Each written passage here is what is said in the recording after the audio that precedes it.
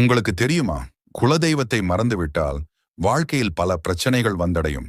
வீட்டில் அடிக்கடி அசுபங்கள் நடக்கும், குழந்தை பேறு தடை ஏற்படும், கடன், நோய், மன அமைதி இல்லாமை அதிகரிக்கும், வம்ச விருத்தி கூட தடைபடும்.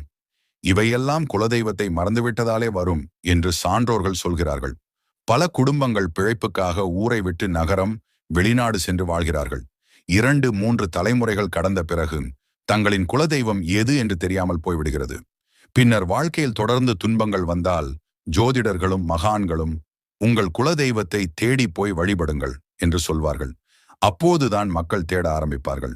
ஆனால் கவலைப்பட வேண்டாம்.